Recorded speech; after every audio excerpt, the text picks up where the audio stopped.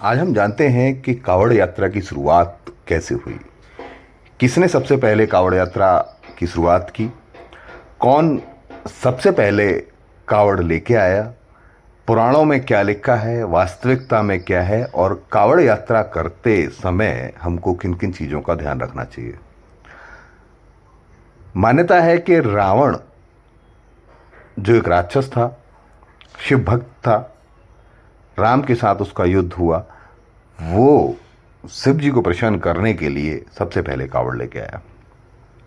दूसरी मान्यता है कि परशुराम, जो इनके पीछे ही राम लिखा हुआ है, वो शिव को प्रसन्न करने के लिए, एक सांप से मुक्त होने के लिए उन्होंने शिव जी को प्रसन्न किया और कावड़ यात्रा की शुरुआत की। तीसरी मान्यता है कि श्रवण कुमार, जिन्होंने हरिद्वार से जल भरा और अपने माता पिता को दोनों को एक कावड़ में रखकर सभी ज्योतिर्लिंगों का जलाभिषेक कराया और यात्रा कराई, तो वहाँ से कावड़ की यात्रा की शुरुआत हुई। चौथा जो पुराणों में वर्णित है कि जब समुद्र मंथन हुआ था तो सभी देवताओं ने विष निकला और किसी ने नहीं पिया, तो शिव जी ने उसको धारण किया और धारण करने के बाद जो विष का नेगेटिव इम्पैक्ट था वो शिव जी पे होने लगा। हालांकि उनका कंठ नीला हो गया, जिसे नीलकंठ कहते हैं, आज भी स्थापित है। तो सभी देवताओं ने पवित्र नदियों का जल भरा और शिव जी पे चढ़ाया। तो कहते हैं कि वहां से कावड़ यात्रा की शुरुआत हुई। लेकिन कोई भी एक ऐसा प्रूवन लेख नहीं है। पुराणों में सब कुछ लिखे होने के बावजूद अलग अलग मान्यताओं के साथ लोग कावड़ यात्रा करते हैं और जाते हैं। इसमें हमको जो लगता है कि सबसे पहला जो प्रामाणिक चीज़ है, जो मान्यता होनी चाहिए, वो ये होनी चाहिए कि जब विष निकला था और सभी देवताओं ने पवित्र नदियों का जल लेकर शिव जी के ऊपर जलाभिषेक किया था, तो वो कावड़ यात्रा की शुरुआत थी।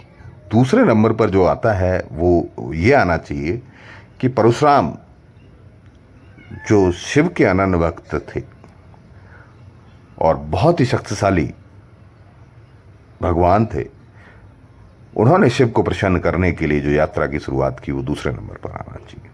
तीसरे नंबर पर रावण शिव का अनन्य भक्त था, जबकि वो राक्षस था। लेकिन अगर उससे ज्ञान की बात की जाए तो वो महाज्ञानी था।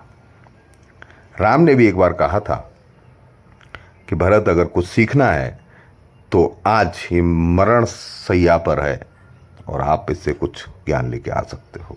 तब उन्होंने कहा भी था कि भरत, आप यहाँ आज मेरे शिष्य बनकर मेरे से कुछ सीखने आए हो, मुझे पता है, तो आप मेरे को बता देता हूँ। और बहुत ज्ञान दिया, बहुत सारा ज्ञान। ये वहाँ उसका टॉपिक नहीं है।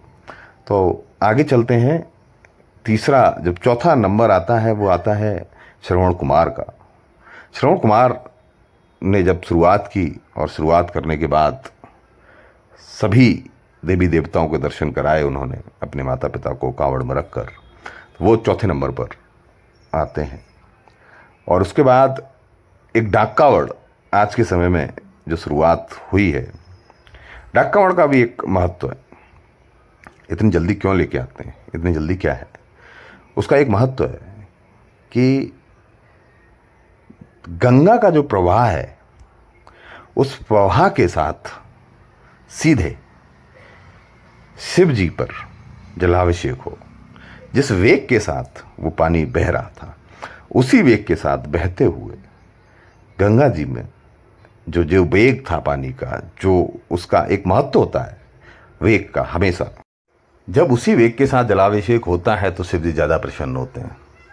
तो अब एक होती है खड़ी कावड़, एक होती है बैठी कावड़, एक होती है झूला कावड़। तो इन सभी कावड़ों का एक अपना अपना महत्व है। कहा जाता है कि खड़ी कावड़ लेके आए थे परशुराम सबसे पहले जब आए थे, तो उसको सबसे ज़्यादा महत्व दिया जाता है, जिसमें ये होता है कि कभी भी वो ना तो कहीं रखी जा सकती है, ना ही कहीं किसी पे टांगी जा सकती है, उस पे कंधे पे ही उसको खड़े खड़े पूरा टाइम रखना पड़ता है। इसको से लिए खड़ी कावड़ बोलते हैं। दूसरा उसका नाम है बैठी कावड़, जिसको बिठा सकते हैं, नीचे जमीन को टच नहीं करता, उसके नीचे एक स्टैंड होता है, उसके वजह से उसको बिठा दिया जा सकता है और वो बैठी कावड़ होती है।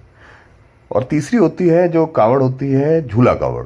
झूला कावड़ मतलब जिसको कहीं भी टांगा जा सकता है, पेड़ पे टांग दीजिएगा या कहीं स्टैंड है उस पे रख दीजिएगा, और उसके बाद आप नित्य कर्म जितने खाना पीना है वो कर सकते हो, और उसके बाद नहा धो के फिर दोबारा उसे धारण कर सकते हो। तो इस तरह की कावड़ों का नया नया रूप है, धीरे धीरे करके वो बदलता गया। अब इसमें ये भी कह सकते हैं कि जो बैठी कावड़ है वो श्रवण कुमार की है, क्योंकि जहाँ जगह मिलता था वहाँ उनको रास्ते में बिठा देते थे, उसके बाद सारे काम करते थे, फिर दोबारा ले लिया करते थे। और जो खड़ी कावड़ है वो परशुराम की है, कि जिसको परशुराम ने लिया था। उसके बाद जो बहती हुई कावड़ है वो डाक कावड़ है, जो देवता लेके आए थे नदियों के प्रवाह के साथ। और जो इस तरह की कावड़ों का जो दौर चला वो धीरे धीरे करके बदलता जा रहा है। तो इन्हीं सारी चीज़ों के इन्फॉर्मेशन के लिए आप जुड़े रहिए समाज एक सोच के साथ। वरुण कुमार सिंह, हमारी जो ज्ञान था वो हमें ने आप तक पहुंचाने की कोशिश की। अगर अच्छा लगा हो और यहाँ तक आपने वीडियो देखी है तो प्लीज़ लाइक, शेयर और सब्सक्राइब तीनों चीज़ ज़रूर करिएगा, क्योंकि इन्हीं सारी चीज़ों से हमें मोटिवेशन मिलता है। आपके ये सहयोग, आपका एक क्लिक हमको आगे इसी तरह की इन्फॉर्मेटिव वीडियोस बनाने के लिए प्रेरित करता है। धन्यवाद। वरुण कुमार सिंह।